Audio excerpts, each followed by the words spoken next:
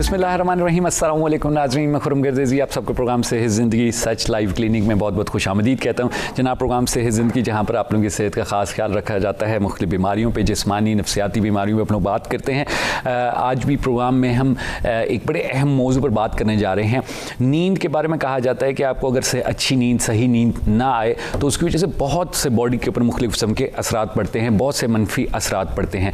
अब नींद ना आने की क्या क्या वजूहात हैं, इसकी एक पूरी लिस्ट है। बहुत सी बीमारियां, ख़ास तौर पे नफ्सियाती या मेंटल इश्यूज़ कुछ ऐसे हैं जिनकी वजह से बहुत ज़्यादा इफेक्ट पड़ता है हमारी जो स्लीपिंग पैटर्न है, उस पर आज हम लोग बात करेंगे। नौशाबा अंजुम हमारे साथ मौजूद है। नौशाबा जो हैं वो माहिर नफ्सियात हैं, क्लिनिकल साइकोलॉजिस्ट हैं, और हमने नौशाबा से रिक्वेस्ट की कि वो आएँ और इस अहम टॉपिक पर बात करें। आपका कोई सवाल है तो 0512321200 और दूसरा नंबर है 0512321203 पर कॉल करें, अपना सवाल पूछें। हम लोग चलेंगे नौशाबा की तरफ, गुफ्तगू का आगाज़ करेंगे। सलाम अर्ज़ करता हूँ आपकी खिदमत। थैंक यू वेरी मच, आपने टाइम निकाला मेरे प्रोग्राम के लिए। नौशाबा, बहुत इंपॉर्टेंट टॉपिक है क्योंकि जिस भी नफ्सियाती बीमारी को हम देखें, 90% मेरे ख्याल से नफ्सियाती बीमारियों में हम देखते हैं कि लोगों को रात को सोने का प्रॉब्लम होता है, और बहुत सी ऐसी फिजिकल बीमारियां भी हैं जिनमें हम लोग देखते हैं कि स्लीपिंग ऑर्डर जो है वो डिस्टर्ब हो जाता है।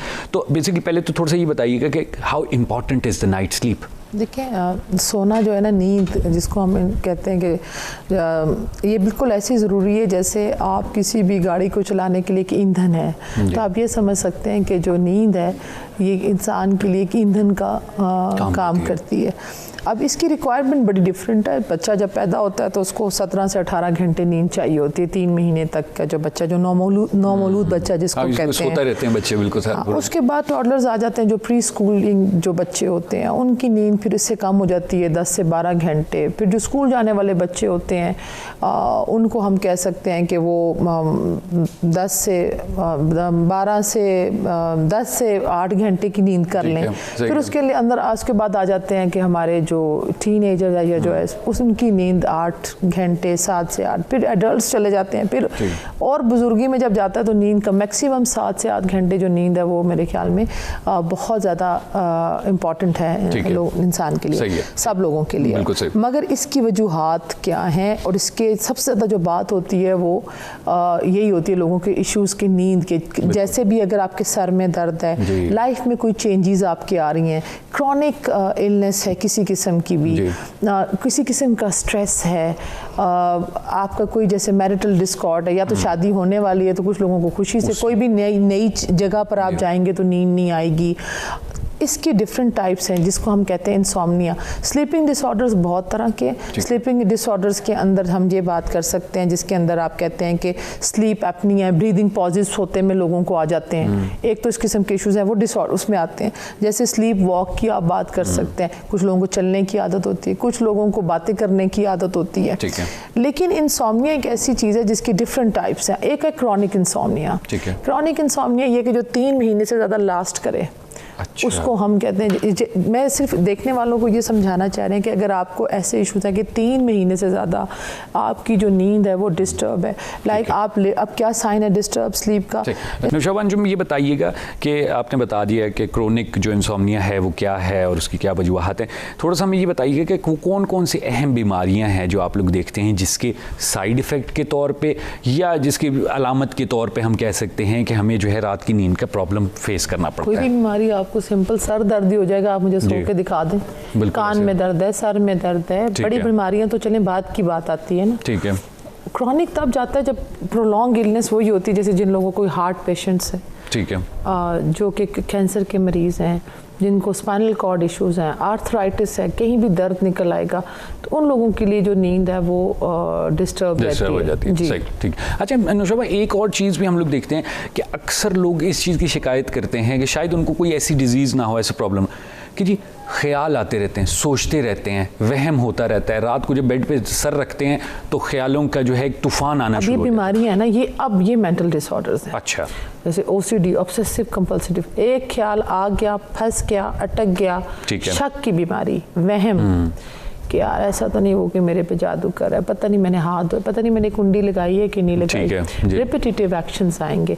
उन OCD के पेशेंट्स के लिए भी नींद जो है वो बड़ी डिस्टर्ब है क्योंकि वो अपने दिमाग से ख्यालात को झटक नहीं सकते। इसका बिल्कुल इलाज है, जैसे बाकी बीमारियों का इलाज है। स्ट्रेस में भी आपको नींद नहीं आती, इमोशन जिधर भी आपके अराउज होंगे, चाहे वो बहुत खुशी के टाइम है, चाहे वो बहुत गम का टाइम है, तो उसके लिए सिर्फ यही है कि आपको अपनी शख्सियत के अंदर ये तरबियत से हो जाती हैं बातें, आपको ये मॉडलिंग से होती हैं, आपको समझना पड़ता है। बड़े मॉडलिंग कर रहे होते हैं, जब बच्चे बड़ों को फॉलो कर रहे होते हैं कि बड़े रातों को लेट आ रहे हैं, घर आ रहे हैं तो फिर टीवी के आगे बैठ रहे हैं, उनका लाइफस्टाइल ऐसा है, ट्रैवलिंग बहुत है, कुछ लोगों की ज़िंदगी में ट्रैवलिंग वैसे ही बहुत है। आपने देखा होगा हमारे जो पॉलिटिकली बहुत एक्टिव लोग होते हैं, इन लोगों के लिए भी एक जगह से जाना दूसरी जगह से जाना तो एक लाइफस्टाइल ही ऐसा हो जाता है। अब बच्चे घर में, माँ बाप को ये चाहिए कि बच्चों की एक रूटीन जो है वो उस हिसाब से उनको सेटल करें, उनको अपनी रूटीन से अलहदा रखें। जो स्कूल जाने वाले बच्चे हैं, ड्रग्स का इस्तेमाल,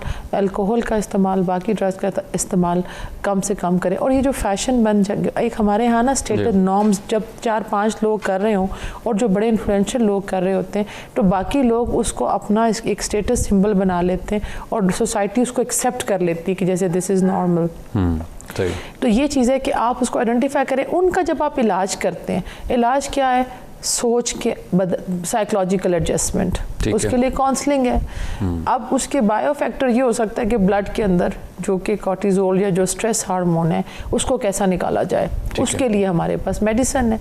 वो मेडिसिन जो देखने वाले याद रखें कि मैक्सिमम आपकी जो भी डिप्रेशन या जो एंजाइटी के लिए आपको कोई मेडिसिन देता है या कोई नींद बाजुकात की 1 से 3 महीने के अंदर उसका हल हो जाना चाहिए। और उसके बाद क्योंकि डिपेंडेंसी हो जाती है, आपको एक से शिफ्ट करते हैं दूसरी चीज़ के ऊपर आपको डिपेंडेंट हो जाते हैं। और फिर इन गोलियों के ऊपर लोग आदी उनके हो जाते हैं। और जो एक नेचुरल प्रोसीजर है अल्लाह ने जो बनाया है वो आपका नींद का ख़त्म हो जाता है। और फिर मुश्किल से पॉसिबल होता है उन लोगों के लिए कि वो अपनी एक नेचुरल जो एक कुदरती तरीके से नींद लें, क्योंकि वो मेलेटोनिन आप आर्टिफिशियल इनटेक। मज़ीद बात करेंगे, छोटा सा वक्फा हमने प्रोग्राम में लेना है। क्रोनिक जो है इंसोम्निया की आप बात कर रही थी, मज़ीद बात चलेगी हमारे प्रोग्राम में। नींद न आने की वजूहात और क्या प्रॉब्लम्स हो सकते हैं, इस पर बात चल रही है। और नौशाबा अंजुम जो क्लिनिकल साइकोलॉजिस्ट हैं गुफ्तगू कर रही हैं। आपको कोई सवाल हो तो 0512321200 पर कॉल करें, अपना सवाल पूछें। छोटा सा वक्फा लेंगे यहाँ प्रोग्राम में, फिर आपकी खिदमत में हाजिर होंगे।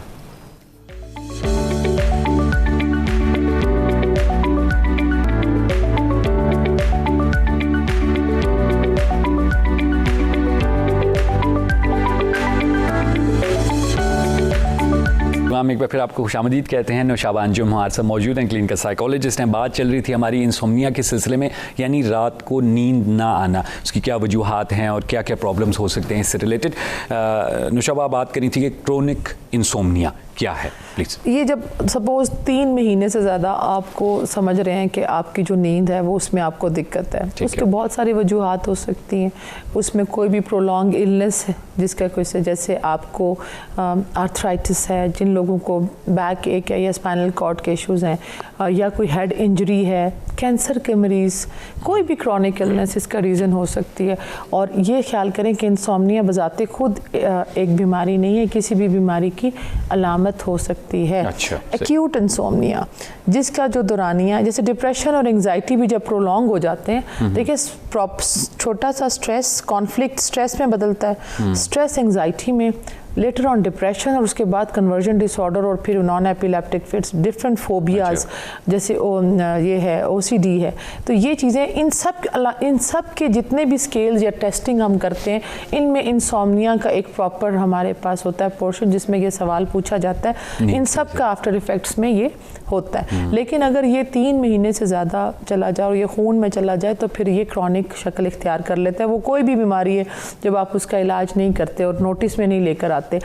इसमें लाइफस्टाइल भी बहुत मैटर करता है। एक्यूट इंसोम्निया 3 महीने तक आप समझ रहे हैं, आप बिस्तर में लेटते हैं, नींद नहीं आ रही, डिस्टर्ब है, दिक्कत हो रही है सोने में। अगर आप सो गए हैं तो साउंड स्लीप नहीं ली, थकन उधर की उधर ही, बार बार आंख खुल रही है, जिसको हम मिडिल इंसोम्निया कहते हैं। एक अर्ली इंसोम्निया, लेटने में आपको दिक्कत है, सोने में, मिडिल इंसोम्निया, डिस्टर्ब स्लीप है, और फिर उसके बाद है लेट इंसोम्निया। लाइक सपोज आप कि आंख 5 बजे खुल गई है, 4 बजे खुल गई है, यही टाइम पीरियड है, 3, 4, 5 स्पेसिफिकली। उसके बाद अगर आप बिस्तर पे सोने की कोशिश करते हैं तो आप नहीं सो सकते। इसका मतलब ये है कि ये आपके अंदर स्ट्रेस और डिप्रेशन के सिम्टम्स मौजूद हैं। डिप्रेशन में या तो इंसान बहुत ज़्यादा सोता है या फिर उसको नींद नहीं आती। मोस्टली लोगों को यही होता है कि वो सो नहीं सकते। एक होता है एडजस्टमेंट इंसोम्निया। सपोज आप नई जगह चले गए हैं, ठीक है, किसी ट्रैवलिंग कर रहे हैं, आपको नींद नहीं आ रही, जेट लैग में भी आ जाता है उसके अंदर। फिर ऐसा है कि खुशी से भी नहीं नींद आती, सुबह शादी है आपकी, आपको नींद ही नहीं आएगी, हैं? सही, बिल्कुल ठीक है। सुबह आपकी कोई सेरेमनी है, आपने कुछ बनना है मिनिस्टर, फिर भी नींद नहीं आएगी। और फिर बाज़ औक़ात ये होता है कि परेशानी से भी नींद नहीं आती। मगर ऐसा नहीं है, वो अगर एडजस्टमेंट कर लेता है इंसान, बाय द टाइम जब उस एनवायरनमेंट से यूज़ टू हो जाता है तो वो सो जाता है। लेकिन कभी भी नींद को हल्का ना लें।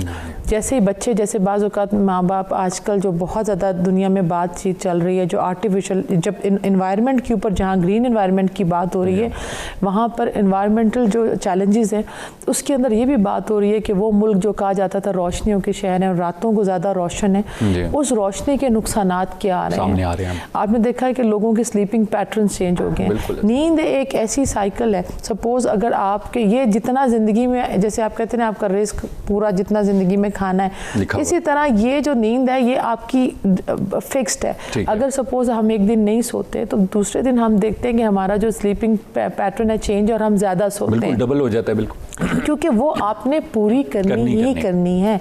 कुछ लोगों को हमने देखा कि वो रात में जागते हैं और दिन में सोते हैं। सबसे बेहतर जो रिसर्च है जो आपके दिमाग के लिए बहुत ज़रूरी है, वो बिल्कुल वही है कि हम अपने दीन को भी समझें। उसमें यही है कि आप रात से 9 से 12 बजे का जो टाइम है वो सबसे खूबसूरत टाइम है कि आप बिस्तर में चले जाएं। और जो लोग सुबह उठते हैं जल्दी, सुबह सवेरे जो सूरज की सुबह की रोशनी लेते हैं, और वो फिर वही हमारा टाइम है जो हमारे फजर का टाइम है, उससे पहले तहज्जुद का टाइम में अगर उठते हैं तो मेरे ख्याल में फिर एक्सरसाइज, आपका लाइफस्टाइल, कि आपका क्या जो सबसे बेस्ट ये है कि आप मेडिटेशन करें, योगा करें, वॉक करें, एक्सरसाइज करें। अगर आपको नींद में थोड़ी सी दिक्कत हो रही है या आप देख रहे हैं कि डिस्टर्ब है, हाँ, क्रॉनिक के लिए नहीं मैं बात कर रही, ये वो बात है जो एक्यूट और जो कि हम कहते हैं जो एडजस्टमेंट करनी है ऐसा इस तरह की, उसके लिए यही है कि आप अपना जो लाइफस्टाइल है वो करें। रात को खाने से पहले अच्छा खाएं।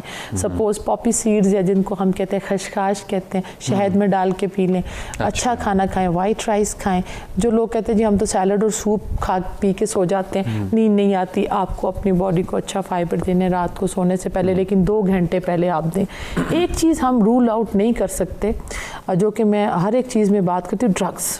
ठीक है, कुछ बाज़ औक़ात पंशियात का इस्तेमाल, अल्कोहल का इस्तेमाल आपकी नींद को डिस्टर्ब करता है। कैनबिस ऑयल आप कह सकते हैं, वो कहा तो ये जा रहा है कैनबिस ऑयल के बहुत ज़्यादा फ़ायदे, CBD जिसको हम वीड या कैनबिस ऑयल कहते हैं, वो एंग्जाइटी में भी हेल्प करता है, नींद में भी। लेकिन जब आप एक चीज़ को ये याद रखें, जब हैबिचुअल हो जाते हैं तो बॉडी उसको एडिक्शन हो जाती है, डिपेंडेंसी हो जाती है। जैसे कोकेन है, हीरोइन, जो भी ओपियोइड्स हम कहते हैं, नाम लेते हैं, जो सब उन लोगों में भी नींद के इश्यूज बहुत ज़्यादा आते हैं। तो वो भी जब आप, मैंने जैसे कहा कि नींद जो है ना वो वैसे नहीं जाती, वो तब जाती है कि हमने अपने साथ कुछ ज्यादतियाँ की होती हैं। और आजकल हमारे सराहने ये फ़ोन पड़ा हुआ है, हम पूरा टाइम स्क्रॉलिंग करते हैं। सोने से पहले भी हमारा फ़र्ज़ है कि कितनी लाइक्स हमें मिली हैं, हमारा सोशल मीडिया में क्या हो रहा है, टीवी में क्या चल रहा है, कमरों में, बेडरूम में टीवी रखा हुआ है। तो ये जो लाइफस्टाइल है इसने, और लोगों ने रात लेट जागना और फिर सुबह उठ जाना, ये चीज़ें भी जो है लेटर ऑन लाइफ के अंदर आपको मेरे ख्याल में जल्दी बुजुर्गी की तरफ लेके जाएंगी। जो आजकल हमने देखा कि बच्चों के सर सफ़ेद हो रहे हैं, नज़र ख़राब हो रही है, चिड़चिड़ापन आप देखें कि लोगों में। मेलाटोनिन आपकी इम्यूनिटी को बूस्ट अप करता है। मेलाटोनिन की अगर आपने प्रॉपर को तादाद नहीं ली, जो कि तभी मिलेगी अगर आप 9 बजे बिस्तर में चले जाएंगे। अच्छा, वो नींद की वजह से, वो नींद की वजह, तो वो नींद से अब आपने चिड़चिड़ापन आप में आ गया, आपने लाइटें सारी ऑन है तो मेलाटोनिन आएगा किधर से? बिल्कुल। तो यही बात है कि वो चिड़चिड़ापन हमने देखा, डिसीजन मेकिंग हम नहीं कर सकते। आप देखिए कि हमारे बच्चों में और बड़ों में भी कंसंट्रेशन की कमी है, फोकस की we are very bad listeners, हम लोगों की बात सुन नहीं सकते, हमें एब्जॉर्ब करना नहीं आता लोगों का, क्योंकि हमने जो टाइम हमारा रेस्ट का था, नींद का था, फ्यूल लेने का था, वो तो है ही नहीं है। तो हम खुद से जब इंसान नहीं होता तो वो दूसरे के लिए नहीं कर सकता। तो बच्चों में भी हमने देखा बड़े बिहेवियरल इश्यूज आ रहे हैं इंसोम्निया से। जी अच्छा नौशाबा, ये बताइएगा, आपने पूरी डिटेल तो बता दी इंसोम्निया की, थोड़ा सा वापस जाते हैं। कुछ लोगों में आपने कॉन्फ्लिक्ट से बात की कि कॉन्फ्लिक्ट होता है, उसके बाद स्ट्रेस है, एंजाइटी है, डिप्रेशन में चीज़ें चली जाती हैं। कुछ लोगों को हम देखते हैं कि वो इन छोटी छोटी चीज़ों को बड़े आराम से कोप कर लेते हैं, उनको फिक्र ही नहीं, बहुत बड़ा कोई हादसा भी हो जाए, देखेंगे जी 10:30 बजे अंकल जाके सो गए हैं, बड़े आराम से सोए हुए। कुछ लोगों को आप देखते हैं इतना सा कुछ प्रॉब्लम हो जाए तो वो उनकी अगले 1 महीने की नींद खराब हो जाती है। ये कहाँ से मसला चला आ रहा है? ये पर्सनालिटीज़, ये ख्याल करें कि हम सबको अल्लाह ताला ने एक खसलत और एक जिबिल्लत के साथ पैदा की है। इस गिलास में जितनी कैपेसिटी है उसमें इतना ही आएगा। हर एक इंसान को सबसे पहले तो अपनी ह्यूमन लिमिटेशंस को समझने की ज़रूरत है कि हमारी हद क्या है। जिन लोगों को ये समझ आ जाता है कि कुछ चीज़ें हमारे हाथ में या हमारी ह्यूमन लिमिटेशंस नहीं है, हद में नहीं है, सपोज़ वो लोग आराम से सो जाते हैं जिनको ये पता होता है कि अगर सपोज़ कोई लॉस हो गया, उन्हें पता है कि ये अल्लाह की तरफ से है। ठीक है। जैसे ज़्यादातर जो प्रॉब्लम्स हमारे पास लोग हैं, नहीं तवक्कल की बात मैं आपसे कह रही हूँ, यही वाली बात है कि रिस्क, नफ़ा नुकसान, ज़िंदगी मौत। अब ये भी नहीं हो सकता कि अल्लाह ना करे कोई फोत हो गया तो जाके, लेकिन ये जो आप कहते हैं ना कि लोग कैसे निकल जाते हैं, कौन लोग आराम से निकल जाते हैं और कौन लोग फंस जाते हैं, वो यही होता है कि आप में जिन लोगों में ग्रेटिट्यूड, शुक्र करने की आदत है, वो लोग ज़िंदगी के अंदर बहुत कम रोते हैं मेरे ख्याल में। अगर रोते भी हैं तो सिर्फ अल्लाह क्योंकि उनका ज़िंदगी का अपना एक मकसद है। शुक्र के साथ गुजारते हैं। जो लोग माफ़ कर देते हैं, जो लोग शुक्र की जो डेफिनेशन है वो इन्ना लिल्लाहि व इन्ना इलैहि राजिऊन भी है। अच्छा। कि वो अल्लाह की चीज़ थी, अल्लाह ने ले ली। ठीक है। हम जिंदगी में हर चीज़ हमारे अल्लाह ने हाथ में सिर्फ कोशिश ही रखी है। बिल्कुल ऐसे। हम नियत करते हैं सिर्फ एक काम करने की। बात यह कि आपने काम कोई नहीं करना और सारा कसूर अमेरिका पे डाल देना है। ठीक है। हमारे यहाँ ज़्यादातर प्रॉब्लम्स तब आती हैं कि हम अपनी गलतियों की या दूसरों के बिच्छू और सांप उतारने में लगे रहते हैं और मक्खियाँ उड़ाते हैं, अपनी बिच्छू लटक रहे हैं। तो सबसे पहले सेल्फ एवेल्यूएशन, सेल्फ कॉन्सेप्ट, ये मेरी सबसे रिक्वेस्ट है जितने लोग भी हमें सुन रहे हैं, देख रहे हैं, कि पहले तो अपने आप को पहचाने कि आप क्या हैं, कि सांप हैं, घोड़ा है, बिच्छू हैं, पर्सनालिटी आपकी क्या है, उसके बाद फिर दूसरों के ऊपर। मेरे ख्याल में वो इस वजह से लोग। जी जी नौशाबा अंजुम, गुफ्तगू आगे बढ़ाएंगे, छोटा सा वक्फा लेना हमने प्रोग्राम में। जी नाज़रीन, आप लोग गुफ्तगू सुन रहे हैं, इंसोम्निया के बारे में हम लोग बात कर रहे हैं कि जनाब नींद ना आने की क्या वजूहात हैं, क्या असरात हैं, किन बीमारियों की वजह से ये प्रॉब्लम हमें देखने मिलता है और इससे क्या नुकसानात होते हैं, इन तमाम चीज़ों में बात करें। छोटा सा वक्फा लेंगे, फिर आपकी खिदमत में हाजिर होंगे।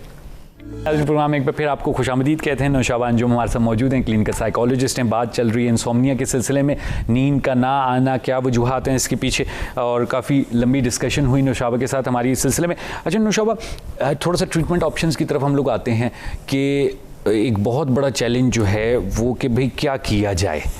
अब नींद नहीं आ रही, घरेलू टोटकों से लेके, घर में मौजूद स्लीपिंग पिल्स से लेके, रिलीजियस रिचुअल्स से लेके, बहुत डिफरेंट लोग डिफरेंट काम करते हैं कि भाई नींद आ जाए।